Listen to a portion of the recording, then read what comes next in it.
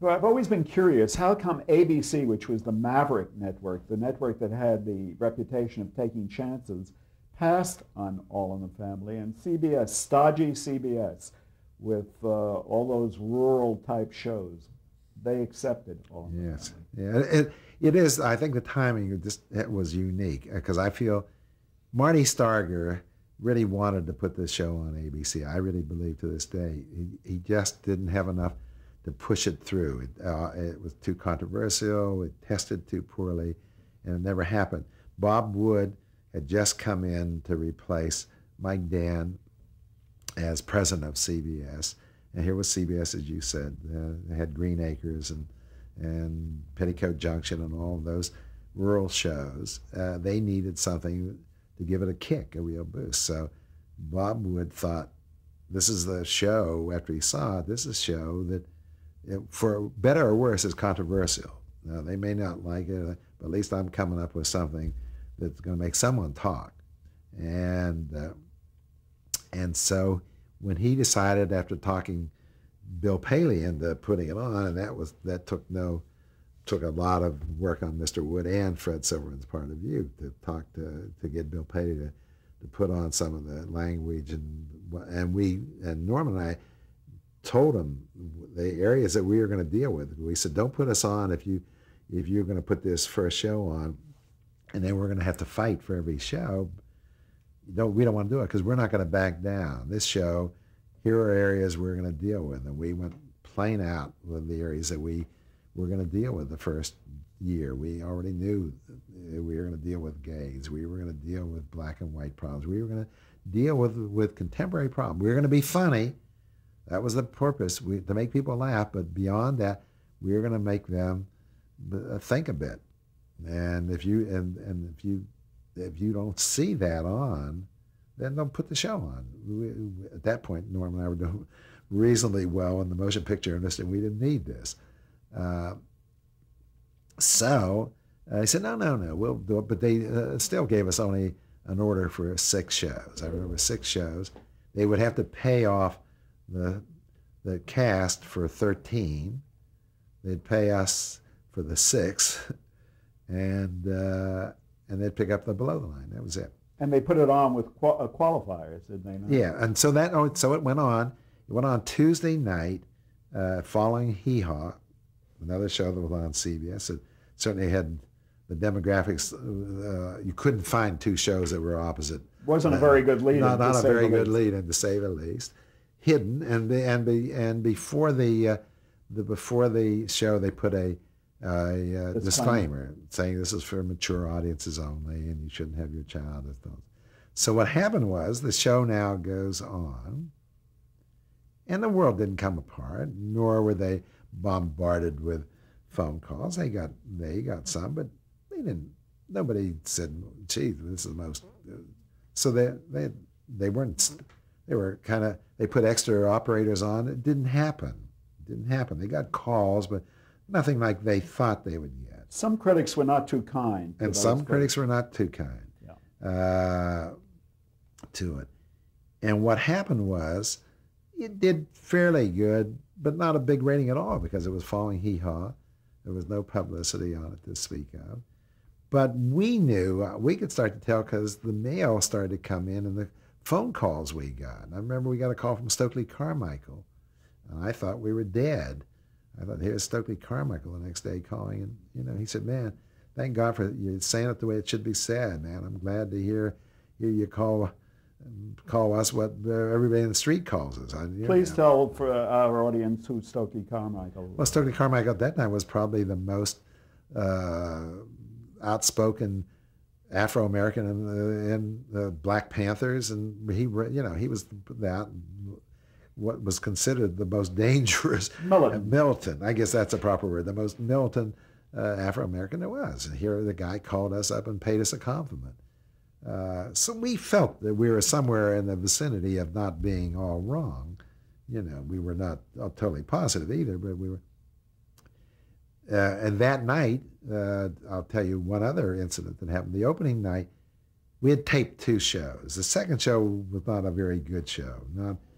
It was all right, but nothing like the first show, which was the one that we had done as a pilot. And it was softer. It didn't deal with the subjects that we dealt. We threw everything into that pilot. We dealt with every area that we could think of. So about 2 hours before the show goes on, the tape goes on in New York, we get a call from Bob Wood and Fred Silverman, and they tell us that they're going to put the second show on first on the opening night. And Norm and I sit on the phone with them saying, don't put the second show on. No, we're going to put it on. We have the right to put what we want. We want to put the second show. So we said, well, you put the second show on, you'll never see either one of us again, because I'm telling you right now, we check out. I hope you can take the show off the air after the second show, because we won't be with you. And, this argument went on to about 10 minutes before the show was going to go on. Finally, Bob would say, okay, let him run the first show. And that's how close we came to putting on what I thought was not at all as controversial or as tough as not representative. No, not representative of that. So what happened? The show went on for 13 shows. There started to get some conflict. Didn't the time period change? No, didn't change during the first 13. So we did just reasonably well. But the press started to get really involved with it. And the young lady that wrote the first movie that, I can't think of the movie right now. You'd know the movie that broke the color thing. It was famous for having the black man. Oh, God. What was the picture Metro made? Gentleman's Agreement? No, the one before that. Pinky? Pinky. That was it. She made a big, I forget the writer's name, she made a big stink in the New York Times, and the New York Times took another point of view. And you can feel all this little show is getting a lot of controversy. So Fred Silverman then puts it on repeats the 13 that summer, puts it on another time slot. Which was Saturday? Saturday night. Number one from the very first run, straight through the summer. 13 repeats, number one. Was it because of the summer or because of Saturday night? No, I think it was the move, and the people caught up with the show. Yeah. They really caught up with the show. So it went on 8 o'clock Saturday night and stayed that way for 5 years. So, we took Saturday night. But it never went from the very first rerun. I could not believe it. It dropped from about a 23 in the nation, or 38, whatever it was after Hee Haw, to 37 shares, 40 shares, right straight through. We never budged from one. Comment, please, if you would, the importance of time period to a success of a television show. Well, it's everything. If you don't have a lead in, you better be a powerful show, and that's why they try to get a powerful show to get into an 8 o'clock time slot. That kicks off a night. If you get behind something like a Hee Haw or a lower rated show, you have a very tough time because nothing is helping you. So time and the night, Saturday night seemed to be a perfect night for this show because a lot of college kids tuned into it. They caught on to it. And before they'd have their parties at 8 o'clock at night or something, they actually would have the fraternity houses would all gather around, run all in a family, and then have their fraternity party. And we'd gotten voluminous amount of mail from that. And before long, you knew from the press and from what we're getting from the ratings that we had something that was really special. And CBS then built a whole night from that because it then kicked off Saturday night. They put the Mary Tyler Moore Show in. They put Carol Burnett in, and they built that night, which became just a monster for CBS. It changed the network's fortunes, actually. Yeah, it did. Helped change yeah, the fortunes. It did. And over the course of its time on the air, it occupied a number of time slots, successful in all of them. Yeah, but it never. But it was for 3 years or 4 years at Saturday night. That was it. Main kick was that 8 o'clock Saturday night. The most memorable All in the Family episode, as far as you're concerned, was it the Sammy Davis Jr.? That's one of them. Yeah, I would talk a little bit about that one. I mean, you didn't usually have guests on. No, but we talked so much about Sammy Davis and Archie Bunker taking his position about jungle bunnies and all those things, and we all, Carol particularly, and Norman, all of us, we had such respect for Sammy as a performer, and he was willing to let us to come in and make some fun of him as being a black man, small, white, with a bad eye, Jewish as well. How can you be a Yid black, and all the things that we wrote about, and then end up having Carol kind of kissing, which was the big moment by mistake, that he walks in and finally kisses her. And then we thought with the publicity of everybody saying, wait, Sammy Davis and Archie Bunker, this has got to be something, and it did. It was a huge rated show, and Sammy was just wonderful in it. All of the Family turned out to be almost a cottage industry for tandem production. Yeah, it was. You had a number of spin-offs. Then we spun Maude off from it, and that was B. Arthur came on as an aunt, a liberal Democrat, and we knew, Norma and I knew B. Arthur from Broadway days. We both went back with her for a long, long period of time, and Norman wrote that show, came up with the idea of Maude was really Norman's wife at that time, Frances Lear, who is no longer with us, who died. But their relationship was very similar to Maude. I mean, I've seen Norman take things, break dishes, like Maude does, like his wife did. They would have the kind of arguments that one could, and she was the same cut as Maude. Maude was Frances Lear. There was no two ways about it. It was just, that was the Frances Lear. So he wrote his wife when Maude, and we didn't have to audition anything. I mean, quite honestly, Bob Wood saw the show with her when she came on as the aunt, and we said, we would like to develop a show with her. You got it. Here's 13 shows. Go do it. We didn't. From that point on with CBS, they made one mistake, and that's when they learned. We took them Sanford and Son, that we want to do a black show, and Fred said, I don't want to do a black show. He said, there'd been one on or two on that had failed, Diane Carroll and so forth. And he said, I don't want to do it. And we said, well, it's about junk men, and junk men are either Jewish, Irish, or black. We don't know who we'll get, but we may get a black man. I don't want to do this show with the black. So we said, okay, well, I went across the street to NBC, and they gave us a firm commitment, just sitting in the phone, you got 13. You already had considerable track record, which helped you a lot. Yeah, well, that's what I mean. This city, it thrives on success. Nothing succeeds, and that I'm saying that that's the way the city works. Unfortunately, they're the business, or maybe fortunately, I don't know. But I literally had one meeting with Herb Schlosser. I said, I want to do this thing, based on the thing. It's a it's a relationship between a father and a son. Great. You got 13. Okay, great. Walked over to Freddie. How could you do this to me? Well, you didn't want to do this show. He said, well, okay. He had no idea. And then we ended up, in fact, NBC didn't know we were going to do that black. It was not done black in No, it was Cockney, too Cockney. And how did that property come to you? That property came to us again from I was over in England. That was another Steptoe and Son that I remember. So I said, what the hell? We've gotten one. Maybe this thing will translate too, because I liked that show. It was a father and son. So we talked about that. The agent, they had a very good agent, Galton and Simpson, who wrote Steptoe and Son. So she pushed it.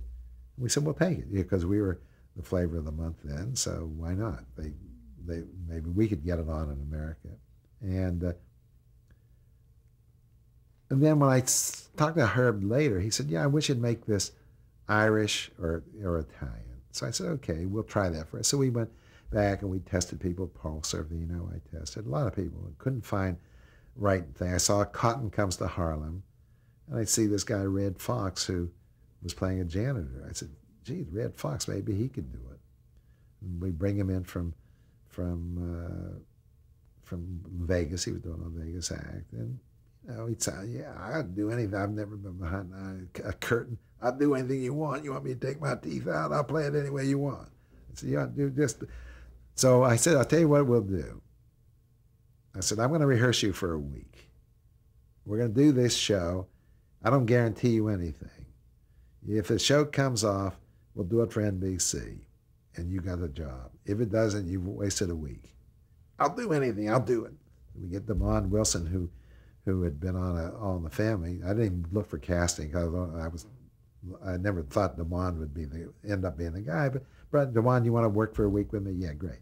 So we rehearsed for a week, and it's getting pretty funny for me. I'm saying, geez, I think we got a hit here. I think these two guys are great.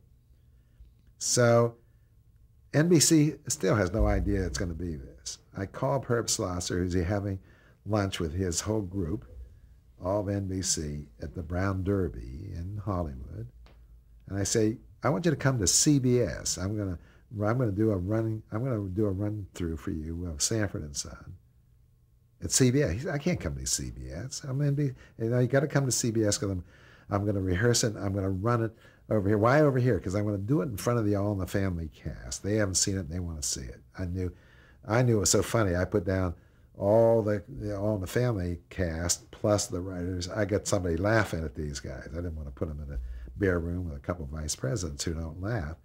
So Herb, to his credit, said, okay, we'll come over after lunch. So all the NBC people drive over to CBS. I leave a drive on. They come quickly through the hall and come up to the rehearsal hall. There comes Herb Schlosser, everybody else. They sit down, Carol Connor, Gene, all the writers, and now Red and Damon do this pilot. Well, it was bedlam. It was total bedlam. They tore the place up. I'm telling you, Carol got up. I didn't have to sell it. It's the greatest show I've never laughed. This is the funniest thing. Whoever came up with this? All Herb had to say was turn around and say, you got it. Put them on. So that's the story of Sanford. You were taking an awful chance with an untamed talent like Red Fox. He had a reputation of being about the most profane. Well, he did, and I must say, I was worried about that. I was really worried about it. Yeah, as you know, out of no secrets, we had our problems with Red. He wanted a window in his dressing room, and NBC had to drive a bulldozer through the wall to give him a window or he wouldn't come to work. We had those. My best story with Red is he was making $2,000 a week down at Las Vegas in the act. We bought him out of the act.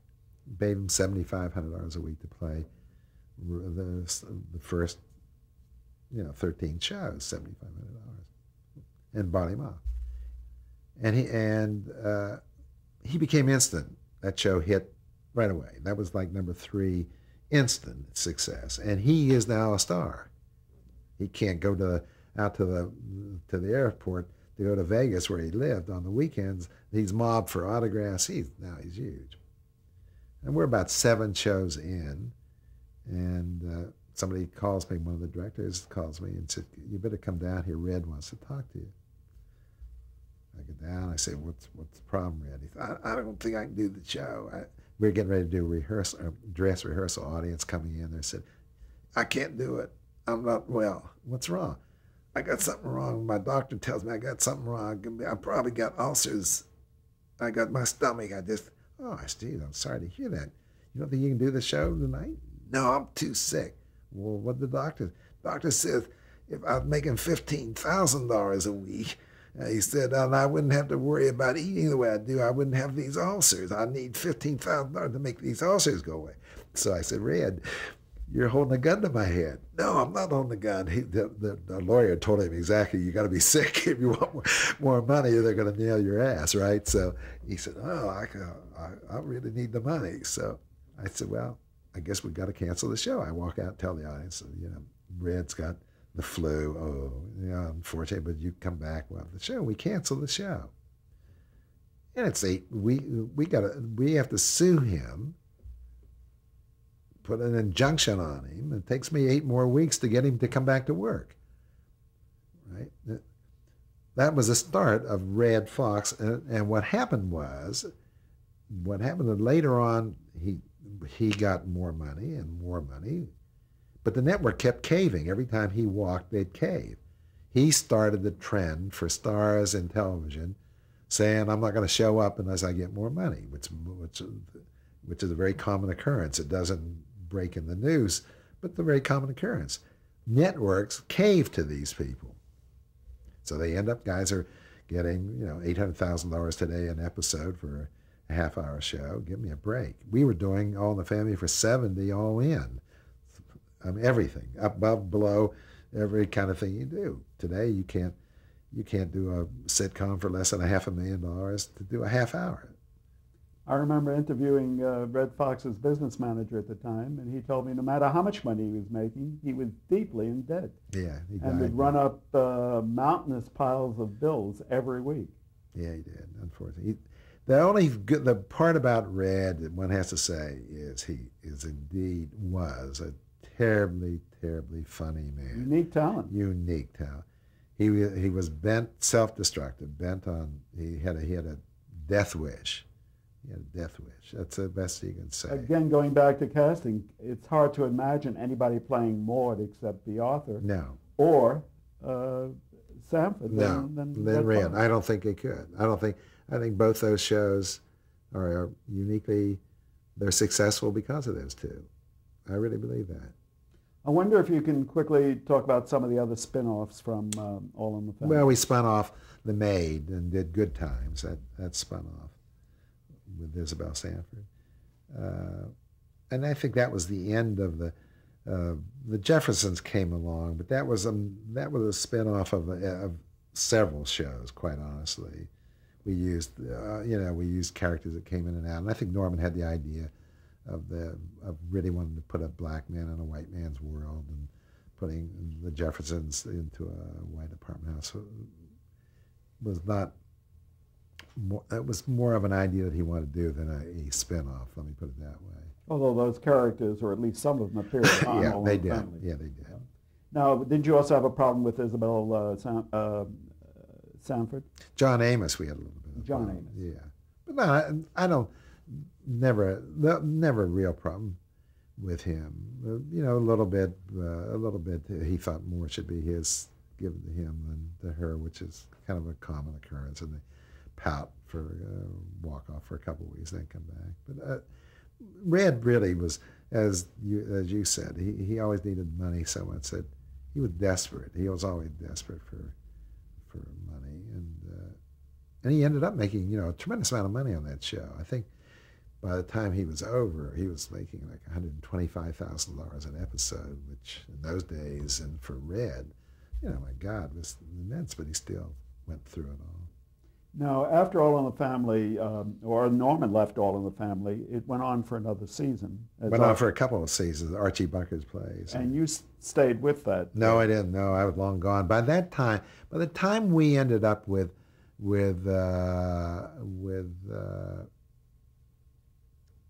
Good Times, I by then was starting to move out of tandem because I really wanted to do pictures. And so I was on the periphery of the rest. Different Strokes was an idea. Different Strokes started when I one time was out at the beach with Beau Bridges, and he adopted a black child. And I thought it was such a wonderful idea for a television show to put a black child into a white man's world. And that's how Different Strokes came about. This is where Fred Silverman saw it differently and brought in Coleman, who was very talented. He saw in Chicago, but it was a totally different show. It was not the show I ever saw, so I never wanted to do it, nor was I ever involved with it once we got it on the air, because it just it was a total different concept. I wanted to take this little boy to the white school, and I wanted to see all the problems of the family, what it had to deal with the neighborhood, and so which I saw Beau Bridges going through with his son. But I then cashed out, as they say, or left that partnership with Norman. He continued on, did a few more shows of his own. I then tried to do some pictures, which I did on my own, started to do a couple, and met one day with Saul Turtlepalb and Bernie Ornstein, and they said to me, would you like to come in and help us get a couple shows on the air? And I think they're both terrific guys, Saul and Bernie. And I said, yeah, I don't mind. As long as I don't have to do much, I'll see. And we formed a company called Toy Productions. Toy Productions, and we put on 3 shows. We put on What's Happening, Carter Country, and Queens Boulevard. Those 3 shows. Can I take you back just a little bit? When I remember interviewing you and Norman at the time of Sanford and Son, you were sharing an office.